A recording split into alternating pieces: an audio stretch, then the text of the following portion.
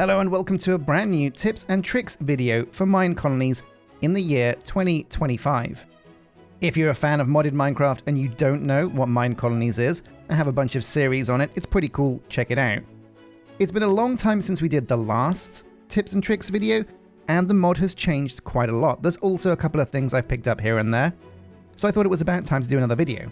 And of course, if there's any tips and tricks you feel like I missed or want to add, do so in the comments section because I'm going to love to read those and maybe pick out some tips for myself. Also, if you like this kind of thing, give me a thumbs up and consider subscribing. So let's get started with the tips. Number 1, the first tip is room to grow your colony. The absolute first thing you're going to do when you're building a mine colony or playing Minecolonies is look for a place to call your home. And it can be tempting to find an area that you think works, but not plan ahead for how big these mine colonies can actually be. They can get much bigger than you realize. So do make sure you plan ahead and give yourself plenty of space. Tip number 2, so different camps from the different styles do have different bonuses. Most of these camps are going to be unique to the style. For example, if you've got a desert style that you're using, the camp is probably going to have some materials that are needed for your desert buildings. But also, very importantly, almost all of these camps have hidden secrets inside the building. So make sure you have a poke around and dig around underneath, because there will be things like diamonds, gold, coal, and even emeralds hidden around there. Tip number 3, there are more styles than you'll just find in the base version of Minecolonies. Basically, when you load it up and you scroll down the list, there's a lot of styles to get started with, but if you check out the Minecolonies Discord, and there's a link to that in the description, you'll be able to find there they've had a load of people contribute their own styles that you can check out for yourself. Some of them are really good, there's some really talented builders out there.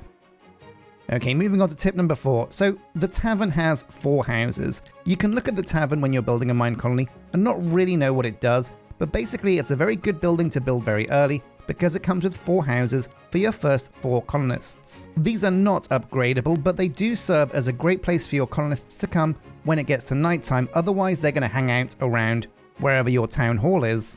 And if you haven't built that yet, that's a pretty dangerous place to be, so you want to have them all safe and sound in a tavern.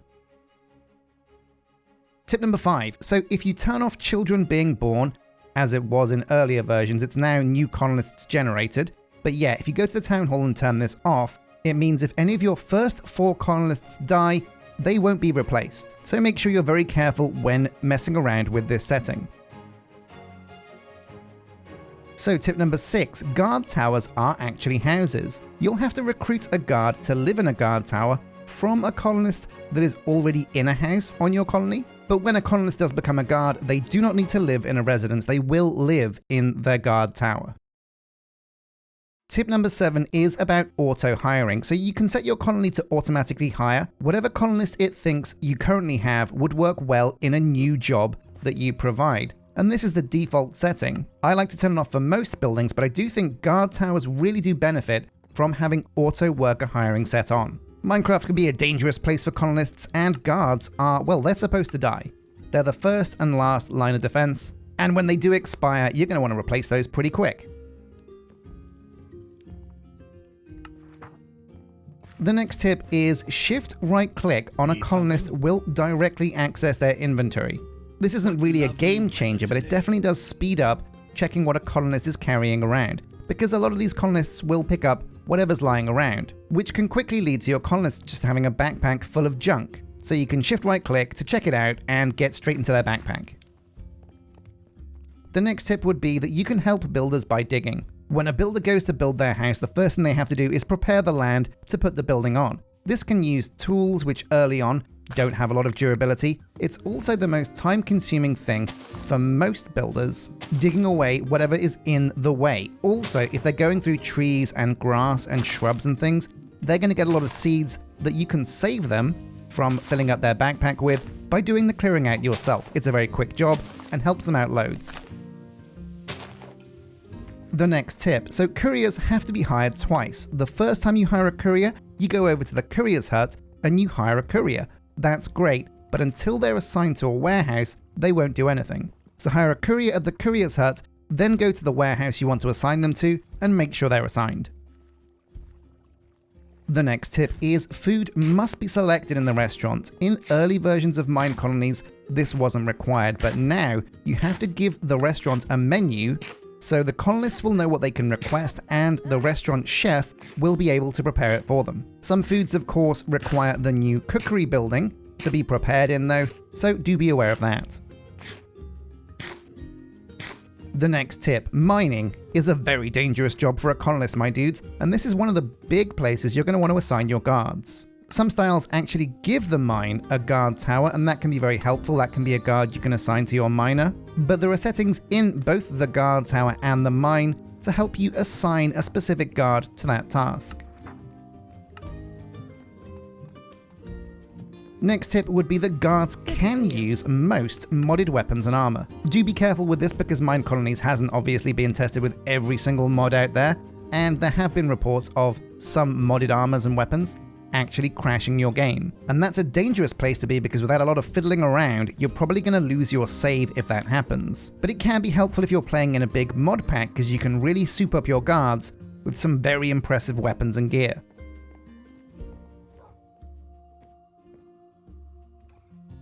The next tip would be to feed visitors to keep them longer. Sometimes you're going to walk past the tavern and see somebody with a name you really like with stats that are amazing, but you can't quite afford to hire them yet.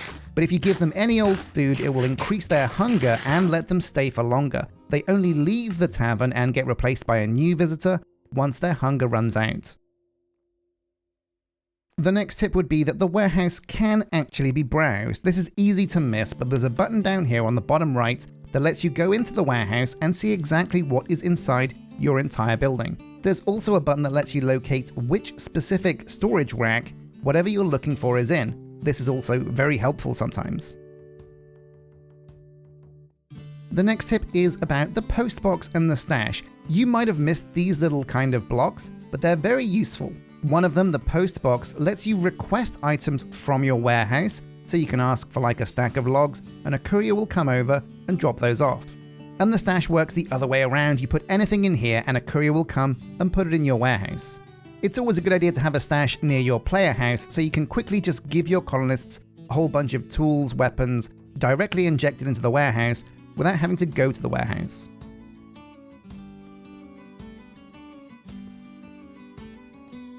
The next tip is about recipes. So a lot of the production buildings, in fact most buildings, let you teach whoever works there a bunch of crafting recipes. The amount of recipes that you can get into these colonists is based on the building level. At level 1 you'll usually get about 10 recipes, then at 2 it doubles to 20. Every level after this doubles them exponentially. What that means is at level 3, 20 goes to 40, and I think at 4, 40 goes to 80, and you can, do the math on level 5. But there's also some research you can do that increases this recipe limit even more, and they're really good researches to do pretty early on.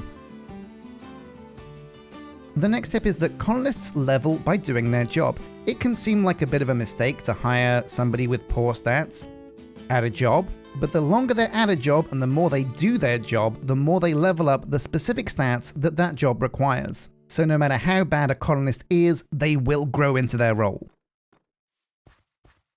The next tip is that housing has food requirements. Basically, once your residences get quite high level, your colonists get very fussy. They're only going to be happy with higher level, harder to craft foods. Now you're going to be wanting to get these foods anyway, and there are advantages to having high level housing. However, sometimes it can be a good idea to keep your housing at a minimal level if you can't get them the food they're going to want while they live there. The next tip is that colonists do eat almost every food you can add, including modded foods. So make sure you check out at the restaurant what is actually compatible with the colonists, but also keep a close eye on them and see what they actually do end up eating once they go and have a bite. The next tip is about guard tower expansion levels. So basically, you build guard towers to expand the borders around your colony. It's the best way of doing it. At level 1, you'll get a certain amount of extra chunks around the guard tower as buildable space. But this improves as those guard towers level up, but it's not every single level. I think that level 2 gets you a certain amount extra of chunks. There's no extra at 3, but at 4 you get even more. But let me know in the comment section if you specifically know how many extra chunks they get from those guard tower levels. The next tip. So you might be wondering why sometimes you see different raiders. So the type of raiders you get that attack your colony will be specific to the biome they spawn in. For example, if you're very near to jungle and some jungle raiders spawn, they will probably be Amazons. If it's the desert, you can expect mummies, and if it's the sea, you can expect pirates. But for the rest, I think it's mostly just barbarians. Oh, and of course, for cold biomes, you might get some Vikings too. Now, while we're talking about raiders, you will get more raiders attacking your colony as your colony grows. The first few raids are usually going to be 2 to 3 to 4 dudes that are very easily dispatched. But as your colony gets bigger, you can be facing raids of like 20, 30, 50, even more dudes attacking your colony. And if you don't have a reasonable guard force to protect you, you will lose a lot of colonists when this happens, so be careful. Now, raiders will break through walls if they cannot get to your colonists. This is a very important one. It can seem like a smart move to just build a massive obsidian wall around your colony, because then how can raiders get in? But they will. They'll either dig through the wall or they'll use ladders to climb over it. Now, raids will only happen after a minimum number of days. I think by default this is 7, so you cannot have another raid after the previous one until 7 days have gone by. So sometime between 7 and 14 days, you will get your second raid. If you're having trouble finding your raiders, because it can be a bit tricky, the game will say, oh, there's raiders in the north, watch out, but they can be pretty tricky to track down. At level 3, however, you can hire spies at the barracks. It costs a little bit of gold, but what it does do is let you see guards through walls. Very useful for tracking them down, especially when there's only a couple left. Now, it's a low drop rate, but when you do get raiders, they have a chance to drop ancient tomes. These can seem a bit like junk early on, but they are very important in the late game. You need these for high-level research, so do make sure when these drop, you look after them and hold on to them. Now, your guards like to patrol, and when you do get a raid, they will help out, but the absolute best way you can improve their efficiency at dealing with raids is by crafting something called a rallying banner. You'll have to right-click with the rallying banner on every single guard that you want assigned to it, but once you activate the banner, all the guards associated with that banner will rally to you. It's a great way to meet raiders head-on.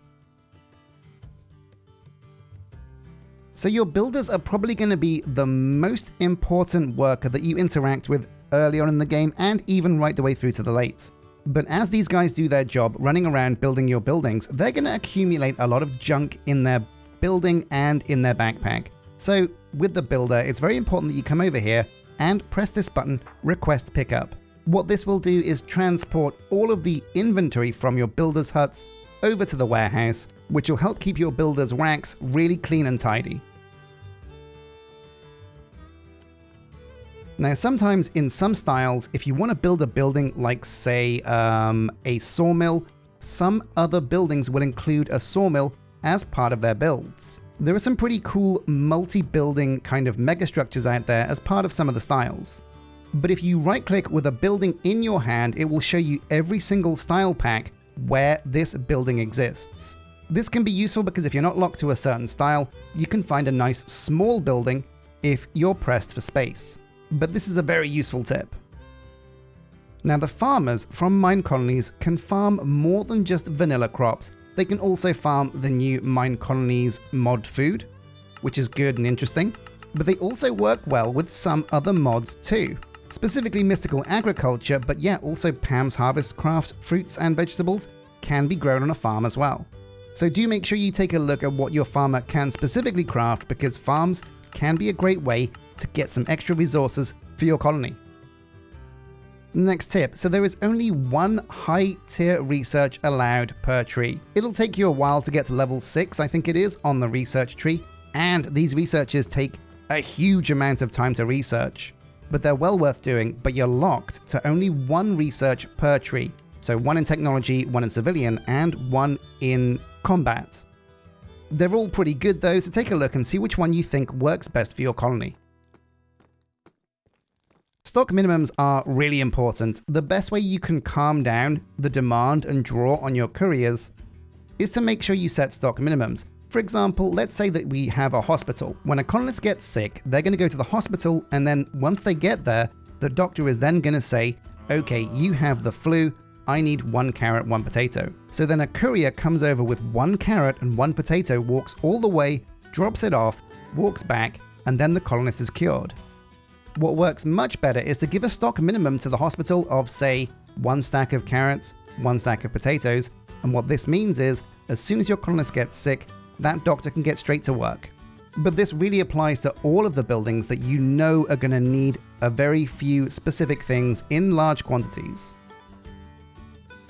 The builder's goggles. So the builder's goggles are an item you equip, and they let you see the outline of a blueprint for Minecolonies that you've put down. This is a really useful item for planning out your colony, seeing what things look like, and it's most important, I think, for building things like walls and roads that you're going to want to match up with previous blueprints that you've put down. So you may have noticed that your colonists have stopped working. This can be for a number of reasons. For one, if a colonist dies, all colonists will stop work for 1 day. There's no getting out of that. But also they might be sick, so you will have to give them the materials they need to cure themselves. This is different for different diseases. For example, the flu, which is the most common, is just a carrot and potato. But other diseases will need things like kelp, honey, golden apples, so yeah, be mindful of that. You will need to cure these things at some point. The next tip, and this might be a bit of an obvious one, but you are not limited to 1 of each building. And this especially applies to things like the production buildings, like a farm. Sometimes you're going to want 2, 3, maybe even 4, just to increase how much of these resources you actually get. Do be careful if you're building multiple mines though, because sometimes the mines can cross over underground, and that ends up very messy indeed. The next tip would be that builders can only build buildings up to the level of that builder's hut. So the builder's hut is always going to be the first building you get to level 1, 2, 3, 4, or 5. Make sure you keep these at a high level to keep your options open. The next tip, and this seems like kind of an obvious one, but some research is locked behind building levels. For example, it will say you need at least 3 levels of farm on your colony. Now, while you can just upgrade 1 farm to level 3, this also works if you have 3 farms at level 1, so that can be a good strat. The next tip would be that archers don't actually need arrows. You can recruit archers at the guard towers, you can make them druids, knights, or archers, and archers are great. But don't worry about having to give these guys arrows. They will still shoot their bows, they will need bows, even if they have no arrows, but if you do give them arrows, they'll do a bit of extra damage. So arrows are not needed, but definitely welcome. And there you go, my dudes. That was my long list of tips, but honestly, I feel like I've barely even scratched the surface. If you can think of some extra tips for me to add in maybe the next video, do make sure you put those in the comment section, because I'm going to have a read through and see what I missed. I'm sure some of these were probably pretty obvious to you guys who are just like, oh my god, yeah, no, that was just obvious. But I do hope that any of you guys that are playing Minecolonies right now pick up a thing or two from this video and you found it helpful for building your colony. But my dudes, thank you for watching my tips and tricks video for 2025. I look forward to reading your tips and tricks and comments in the comment section. So a massive thank you, and until next time, take care.